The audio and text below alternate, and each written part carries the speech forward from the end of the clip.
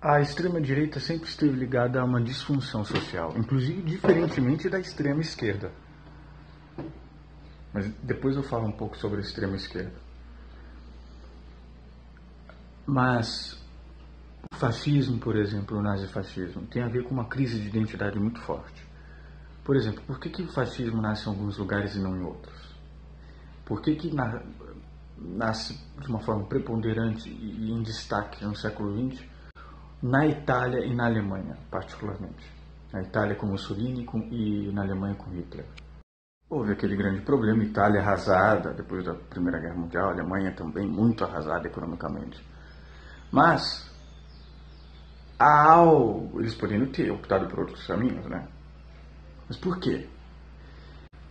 A Itália tem uma crise de identidade muito forte que é antiga já e vem do Império Romano. Tanto que o Mussolini, num dos seus primeiros discursos, disse aquele discurso, aquele famigerado, famoso discurso, que na Itália ainda é motivo de piada. Ele disse: "Adesso viene bello." Agora que vem o belo, agora que vem as coisas boas. E no seu plano, inclusive urbanístico, arquitetônico, de recuperar a grandeza do Império Romano. Falhou brutalmente. Então essa crise de identidade de um passado glorioso e que agora não é mais. Uma nostalgia e um fracasso no presente. É uma crise de identidade muito forte. Em 30 de janeiro de 1933, tem o vídeo no YouTube, Hitler faz um discurso parecido. O grande tempo chegou, a grande era chegou.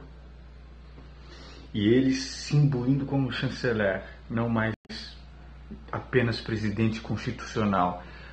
A Constituição de Weimar, que permitiu as eleições democráticas, foi jogada no lixo logo em seguida. Em fevereiro tem aquele incêndio que os comunistas são culpados e ele começa a caçar todos os opositores. Mas a grande era chegou e tal. A Alemanha também.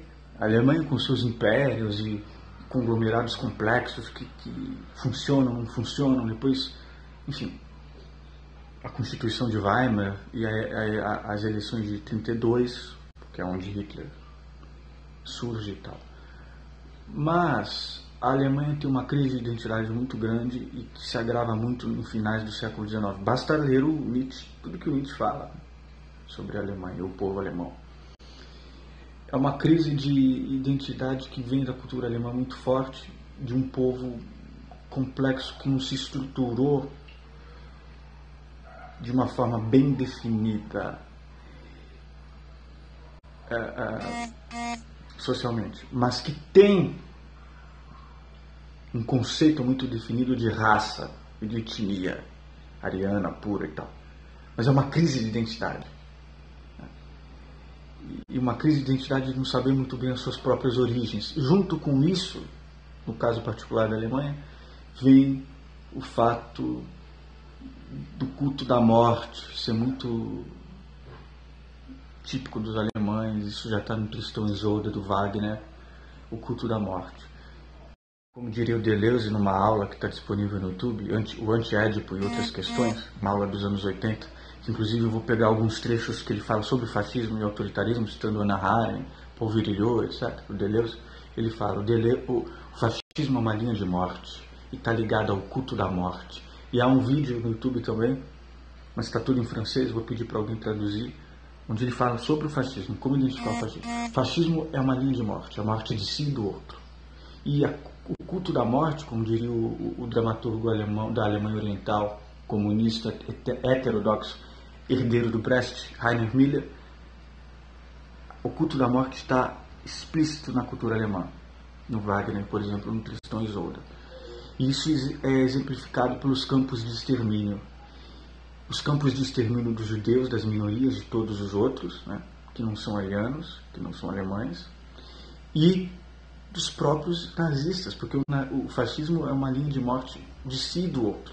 Então, todo o discurso do Hitler, ele falava em se sacrificar, em levar até o túmulo os seus ideais. Por isso que o candidato fascistoide do Brasil, ele é fascista de marca maior. É um sujeito que falou, em 99, que é preciso ter uma guerra civil, matando uns 30 mil, e eu ficaria até feliz de ir junto, morrer junto com eles. Isso é o fascismo. Isso é o fascismo, uma linha de morte, onde não há saída. E como diz o Deleuze nessa aula, citando Hannah Arendt, há um momento em que o fascismo acelera assim num ponto descontrolado, desequilibrado. Vejam as ondas de violência no Brasil. O sujeito vai perdendo o ego, o id, sei lá, que o Freud tanto viu, inclusive um austríaco, que vem dessa cultura alemã também, vai perdendo até chegar ao seu próprio suicídio. Então o fascismo é autofágico, muito autofágico. O fracasso das políticas sociais capitalistas, e mesmo de esquerda, quando elas fracassam por algum motivo, seja o capitalismo ou qualquer coisa assim, ou por incompetência dos governos, este processo acelera a miséria, a pobreza, dificuldades financeiras e econômicas no país inteiro, no mundo globalmente, e deflagra um processo de extremismo, de extrema-direita, de fascismo, nazismo, isso é no mundo todo.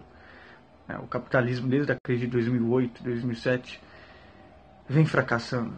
E no Brasil, o PT esse tempo todo, não vou nem falar do desgoverno Temer com PSDB, golpistas e numa austeridade econômica trágica, de cortar direitos e tudo, de uma forma antidemocrática, sem discutir com a população, num golpe parlamentar, golpítima.